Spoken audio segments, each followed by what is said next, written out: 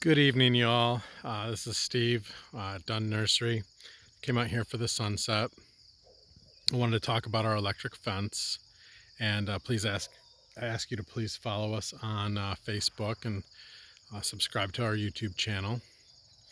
So the electric fence, standing right in front of it here, and it runs up that way, around all this area up to the road, and out to that close tree, that telephone pole there.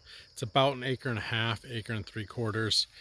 And we put it up to protect this area from deer. We were going to plant Christmas trees and trees for lumber. We might still do that, but right now we're not using the electric fence, and I'll get to why.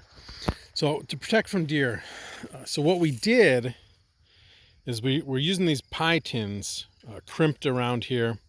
We use a pair of pliers to crimp them. And then we put peanut butter on them. And the deer would come up with their little noses, sniff. Is this tasty? It's tasty. It smells good. And then shock and bound away.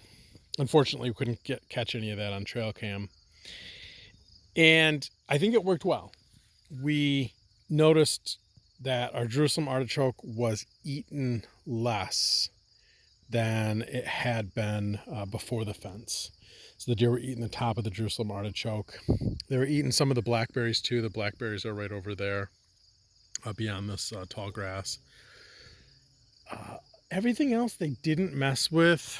Our two gardens are fenced in with that snow fence, and that's not tall enough for them to, they can jump over that.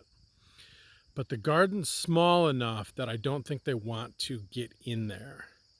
Another way I've heard of protecting your area from deer is you take, I guess to do it cheap, you could use the single wire and then put something on the wire to make it highly visible, and then do another single wire 5 feet away.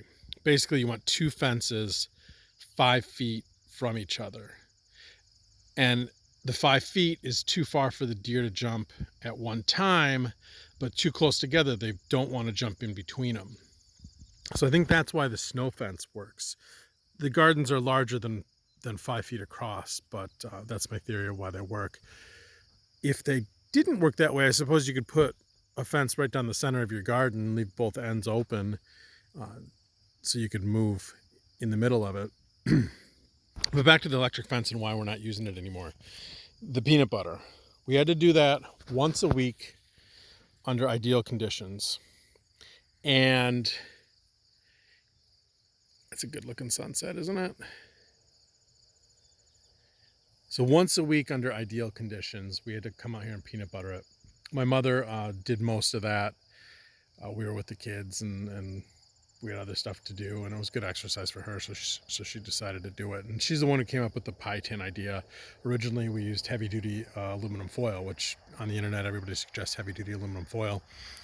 It ended up blowing off and all over the yard. So she got the pie tins, cut them up, regular scissors, came out here with a pair of pliers, folded over a few times, crimped them, got them on there. The reason there's a couple of these together, they won't come off. I'm pulling pretty hard, they won't come off. But they do slide. And the wind blows them together like this. No big deal, a lot better than them coming off. They really worked well. But it took an hour to peanut butter.